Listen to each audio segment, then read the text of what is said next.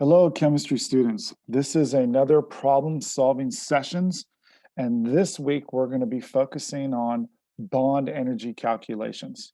So this is similar to Chapter 10, Problem 82, but basically any bond energy calculation is similar to the example I'll be showing. So the first thing, with average bond energies, it's a little bit different than we think of when we're calculating enthalpy of reactions. So in the past, you might have thought products, the sum of the product's enthalpy minus the sum of the reactants, or final minus initial. This is a little bit different. With the average bond energies, you can think of it as reactants minus products, which is kind of reverse, and that's because you're focusing on the energy to break the bonds, which is an endothermic process, right? So in a reaction, you have to break bonds, and then you make bonds. So minus the bonds formed, because that is a exothermic process, because when I form bonds, they become more stable, lower in energy, and release heat. So that's kind of why this is worked out the way it is. Typically, you're going to use a table that could be either provided in the book or you'll be able to use it as a reference.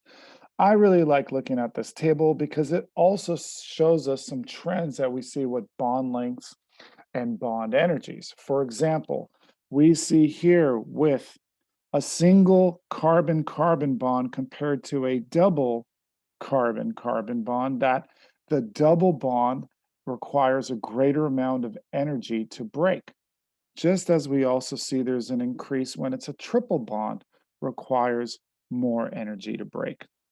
And comparing triple bonds, if I compare a triple bond carbon to another carbon compared to a triple bond carbon with a nitrogen, I see that there's an increase in the bond energy to break that triple bond with the carbon and the nitrogen because it's more polar. Another way of thinking of it is the nitrogen, because it's further towards the right on the periodic table and has a greater effective nuclear charge, the nitrogen is a smaller atom. Therefore, that's a smaller bond. The nuclei are closer to each other, so it requires a greater amount of energy to break. And we see also with the carbon-carbon or carbon-oxygen triple bond, that's even greater because the oxygen has a greater electronegativity and it's also smaller. The other reason why I like showing this is I also can show you that you can see right here with the carbon oxygen double bond, there's a little asterisk. And that asterisk is showing that the carbon double bonded to an oxygen, which is referred to as a carbonyl, in CO2, that's going to have a different average bond energy. Now, they do that because you see the carbon double bond in so many organic structures. So, for example,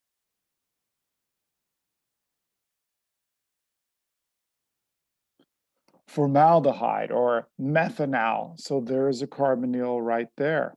So you see that in the in an aldehyde. You can see a carbonyl in a ketone.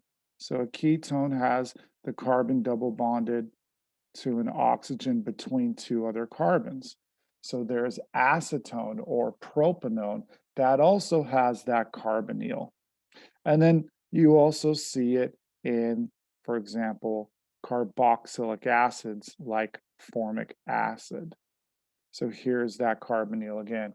So anytime you have a carbonyl, you're going to use this average bond energy.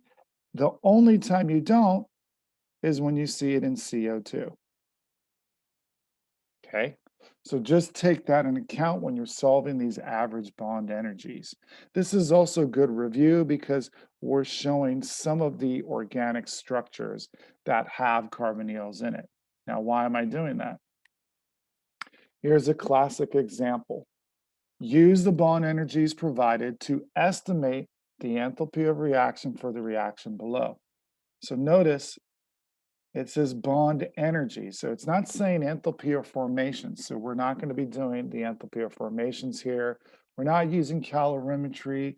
We're not using Hess's law. Whenever they say bond energy, they basically want you to use the average bond energies. So it's an estimate. It's not going to be as accurate as an actual determining it through calorimetry or using enthalpy or formations because it's an average over all these molecules. Now, one of the things you want to notice is, again, you have to have a balanced equation. When we see this COOH, that is a structural formula. They're giving you information because this is a multi-central atom species. It's an organic compound. And whenever you see that COOH, it's a carboxylic acid. Now, to calculate the bond energy for this reaction, you have to be able to draw the Lewis dot structures. So the first thing you'd want to do is draw the Lewis dot structures for each of the species. So the first species, which is a carboxylic acid, which has one carbon, so you could call it either methanoic acid or formic acid as a common name, is drawn like this. Now I'm drawing 2 because I have a coefficient of 2. Oxygen's really easy. We know it's a diatomic. It has a double bond to satisfy the octet. And then for our products, we have 2 carbon dioxide and 2 water. Now to calculate the bond energy or the enthalpy of reaction using the average bond energy, we have to remember bonds broken, the sum of the bonds broken minus the sum of the bonds formed. So I'm going to color code this. I'm going to keep the bonds that are being broken in red and the bonds being formed in blue. So we see that I have 2 carbon-hydrogen bonds broken. Where? Carbon-hydrogen broken, broken. I have 2 carbonyls broken, 2 C double bond O's. Where? Here, here. I have 2 CO bonds right there. I have 2 OH bonds broken, and I have 1 double bond O. Now over on the products side, right, the bonds that are formed, I have 4 carbonyls, C double bond O's, but I put the asterisk because again, it's a different value when it's for CO2. So I have to remember that. There's 4 of these because 1, 2, 3, 4. And then the 4 OHs because I formed 2 waters, 1 OH, 2, 3, 4. Now all I do is plug in the numbers. So I plug in the appropriate numbers based on the type of bond. I add those up, and then I perform my subtraction, and I see that after I do this, I get a negative 606 kilojoules, which shows me that this reaction is exothermic.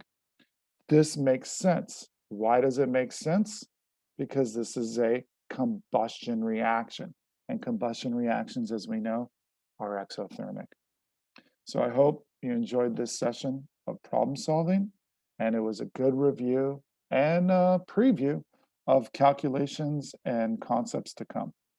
Thanks for watching.